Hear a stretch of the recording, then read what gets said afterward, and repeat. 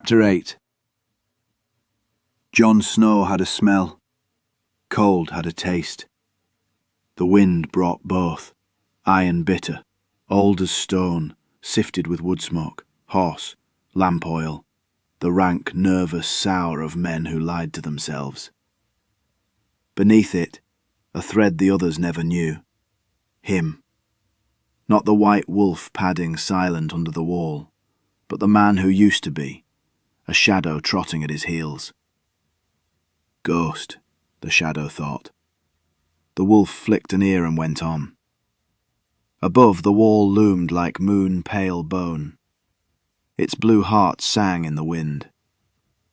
Below it, black brothers moved like beetles. One carried a torch that stank of pitch, another a bundle, another a skin of wine.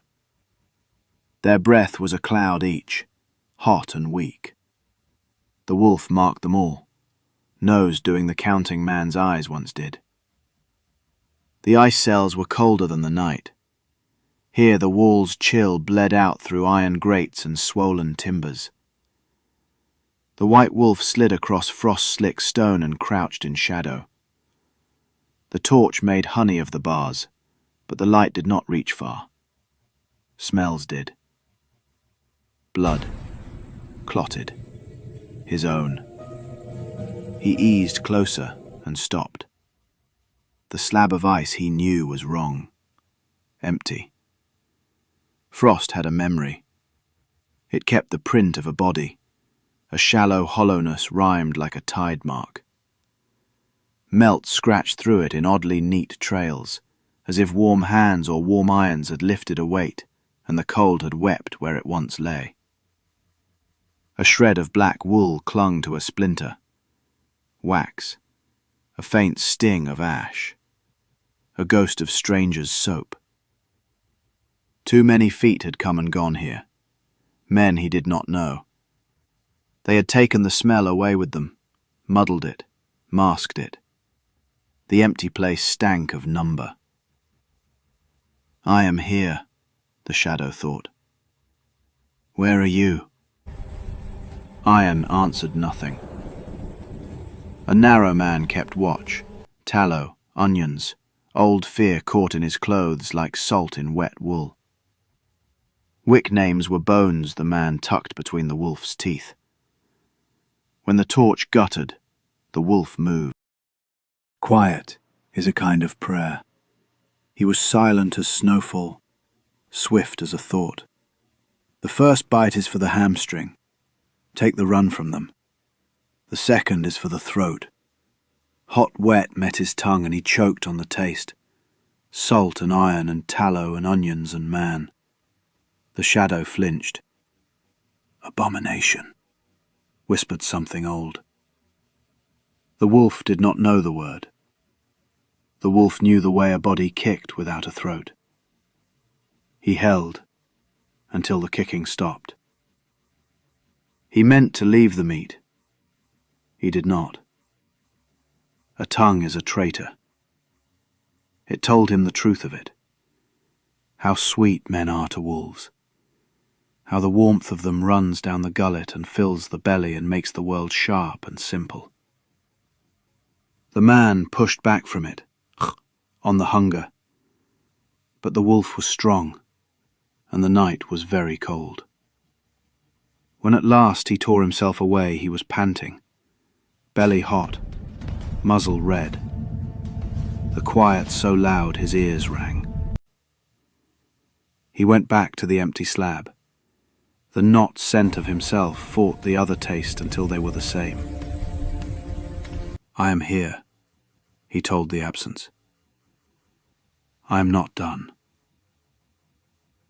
Day is for stillness.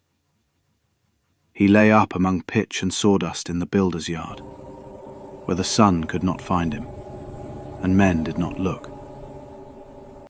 When they passed, he listened to their voices rattle in the hard air. Wick had gone to piss and never come back. Maybe the giant stepped on him. Maybe the white devil took him. Men are like geese. One noise and they all take wing.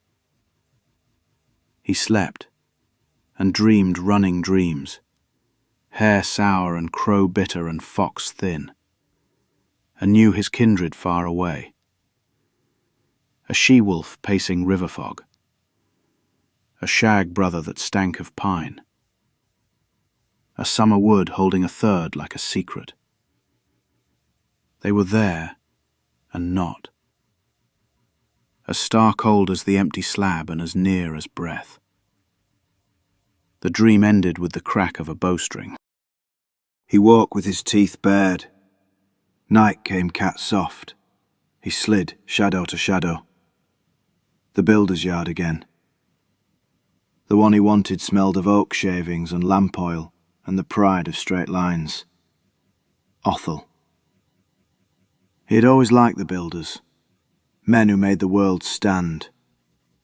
This one's voice had said Lord Snow with a twist to it. The wolf watched him piss steaming into a bank and hum a tune. When the man turned, the wolf was already there. First the run, then the voice. Oaths taste different when you tear them out of a throat. He meant again to leave the meat. He did not. He loped the long way round Castle Black, past the kettle black and empty, past the smashed yard where a bright knight with fruit for a shield had died, past Hardin's, and drank snow to wash the taste away. It did not wash. On the third night he hunted the one who cried. Bowen Marsh could have been blindfolded, found by tears alone. Sorrow lives in the throat like gristle. It salted his skin, froze in his beard. He had wept when he said for the watch, and put a knife where a lord's belly had been. The wolf found him in the granary, sorting keys by feel as if guilt weighed them differently. He did not run. He lifted a hand as if to pat a dog. Ghost, he rasped. Good. First the run. He sat down in the wheat. His knife was in his coat. He did not reach for it. I am sorry, he told the white head. He meant it. The wolf had no word for that. Second the voice. Afterward the place smelled of blood and wheat and tears and a boyhood memory of stolen apples in White Harbour. A mouse crept and stopped and crept. The wolf watched it go and did not pounce. His belly was a furnace. He went again to the ice cells. He could not keep from it. Guards were doubled now, nervous, hands on hilts, eyes quick and useless in the dark. He slunk along the wall where he could smell the absence through iron. The dead did not speak. The empty spoke louder. Father, he thought. A clean smell of sword oil and low, hard words.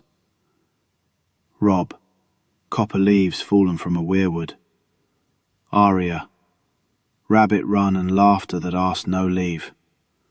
Sansa, a rose pressed in a book. Bran, moss and wet sweet rot at the heart of the forest. Rickon, milk warm and wild. He laid each name down like a bone and curled around them. The slab did not answer.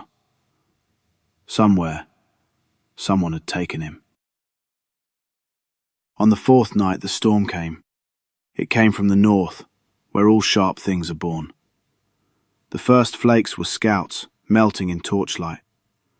Then the wind rolled over the wall and the snow came angry, thick, a white swarm. The wolf's world narrowed until each flake had a taste and weight. Beyond them only heat mattered. His heat, men's breath, blood under skin. A boy blundered into him with a horn under his arm. Wet leather, stale bread, fear, and home. A tidy bed, a patched cloak. No malice in him. The wolf froze. The boy did too, eyes big as moons. He lifted the horn like a shield. Good wolf, he stammered, breath a ragged flag. The old voice reached for a name and found only hunger. The horn wobbled. Far above, a bell told the storm. Men shouted and the wind tore their words to lace. The first bite. There is always a first bite. The boy fell back and his fear leapt up, spiced and sweet, and filled the wolf's head until there was no head, only mouth. The horn rolled and the wolf followed and bit again, and it was done. Snow began its kind work, covering, forgiving. All at once the night split. WHOOOM! A horn. One long blast. The snow shook loose from the wall in veils. WHOOOM! WHOOOM! Two. Ears pricked. The memory of it lived in the old voice. One for rangers returning. Two for foes from the wild. Three. WHOOOM! WHOOOM! WHOOOM! The third call rolled slow as doom. Torches bloomed. Men ran, voices breaking on old words. To the wall, boughs, braziers. 7 save us all. 3 for the others. The wind put its knives through him. Even in a white coat thick as a pelt of snow it found skin, found bone, found the man inside and made him small as a coal in a drift. He looked once more toward the iron door in the empty slab beyond. Frost-feathered bars. Snow curled like a sleeping cat along their base. I am here, the shadow told the emptiness. The wind hissed back, and something else woke, older than words, older than vows, a pull in the pads, in the spine, in the marrow. South, said the body. South. Not thought, not plan. Instinct.